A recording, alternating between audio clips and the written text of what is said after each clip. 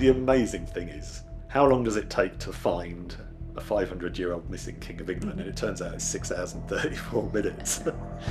In 2012, an incredible archaeological detective story was unfolding in a council car park in England. The discovery of King Richard III, one of England's most famous monarchs. The last English king to be killed in battle, in 1485 his body was thrown over the back of a horse and paraded naked through the streets of Leicester in one last humiliation. The location of his, no doubt unceremonious burial, then became shrouded in myth and legend.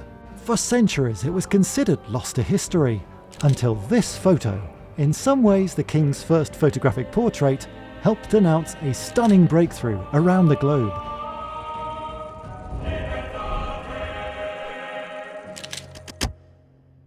What we're about to tell you is truly astonishing.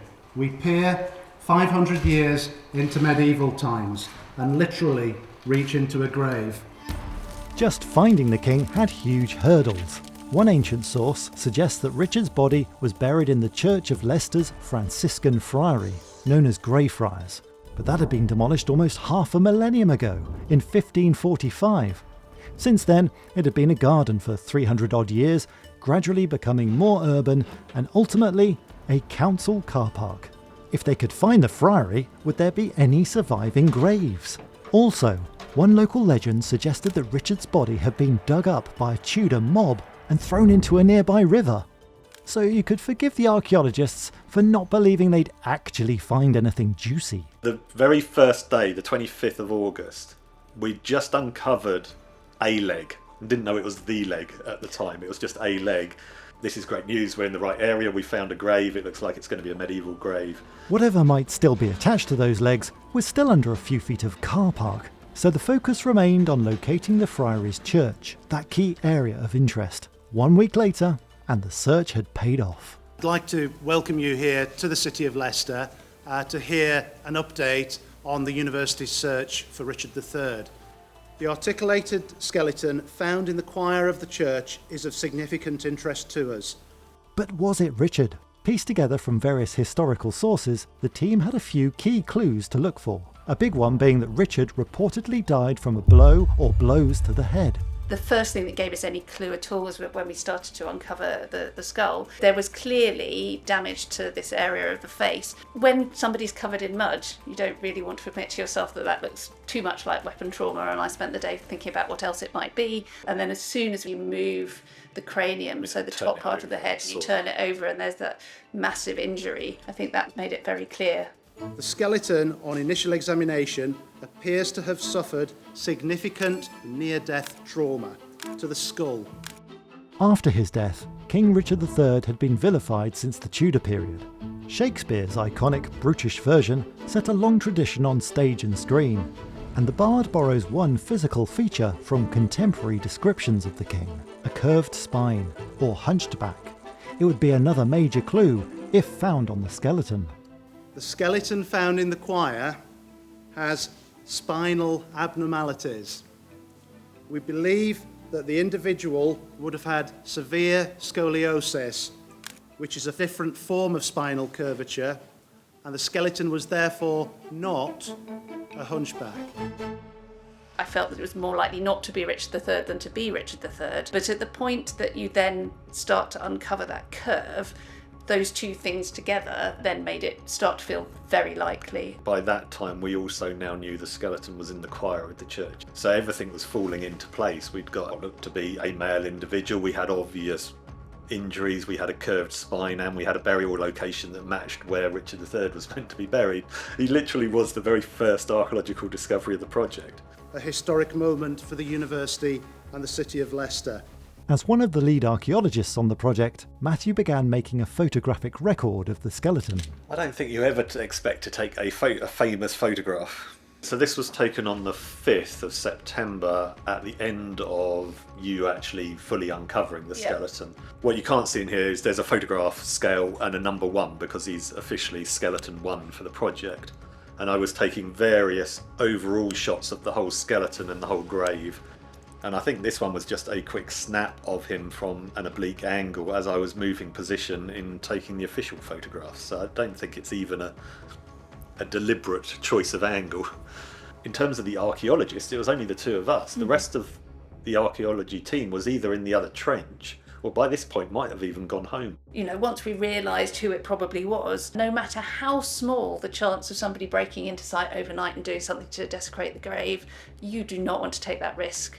The other risk to Richard had been 500 years of development right on top of him. So we know there was a little Victorian cellar on top of him. It comes within about a foot of him. I mean, that area was really badly damaged. It's a miracle in some ways he was as intact as he actually was. Matthew's photo can tell us a surprising amount about how the defeated king was buried. When we excavate, we aim to excavate the same hole that was dug in the past, not one of our own choosing. So this is the shape of the grave that Richard III was deposited in, and medieval grave diggers knew what they were doing, and they dug straight-sided graves with straight edges and flat bottoms, and that is absolutely not what we're seeing here. It's this photograph, I think, that we get the sense of how poor the burial is. You can see that the body is slightly twisted off to one side. You can see how much the head is propped up. The grave is not big enough for this individual. And when you compare it with other graves from that friary church, there is a stark contrast. They've all got coffins in them with the individuals in. This is the opposite.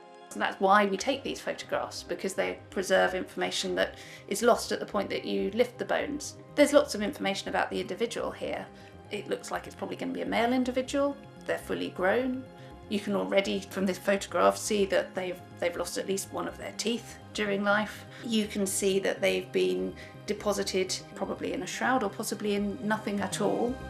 The position of the hands is consistent with the hands having been tied, although we can't be sure about that. We started the excavation thinking it wasn't going to be him and left site knowing we'd found him. I also remember having to get everybody back without causing a scene once we realised we had Richard III, because everybody was on the other side of the trench. So, does Matthew think he's got a certain panache for photographing long-dead kings? No. I'm just a snapper, I think would be the best way of putting it. I mean, any archaeologist has to be able to take photographs, and there is an art to taking good photographs. And I look through archaeological archives and they are filled with hundreds and hundreds of terrible photographs. I like to think I'm probably slightly better than others, but I think this is just an accident. Of course, the story doesn't end with the dig itself. Months of rigorous scientific analysis followed to make sure there was absolutely no doubt who the skeleton was. This included a match between mitochondrial DNA from one of Richard's teeth and two living descendants of his sister, Anne of York. It was found to be 99.999% accurate that the skeleton was the lost king, and that's the conservative estimate. There was this buzz around Leicester. It had made news around the world. There was this sort of anticipation of what we were going to say to people. I had a real sense of nervousness about doing this job properly. I was very junior at the time. I'd just got my first permanent academic position. That felt like a lot to deal with, something this high profile. I can remember that my heart was racing pretty much all day. You know, I spent a lot of time with the remains. With Richard III in particular, there's also that huge narrative about who was he, what did he do? In overly simplistic terms, was he a good individual or a bad individual? Looking at this skeleton, I get a huge sense of the humanity of this person, because that's what, as an osteologist, you do. You see the things that have affected them in life. You get a very intimate sense of their bones. And one of the things that you get looking at this picture is that it doesn't matter how important you have been in life, this is still where it ends, and this is where it ends for all of us. And I think that's something that as a society we don't actually think about very much these days. Ladies and gentlemen, it is the academic conclusion of the University of Leicester that beyond reasonable doubt, the individual exhumed at Greyfriars in September 2012 is indeed Richard III, the last Plantagenet King of England.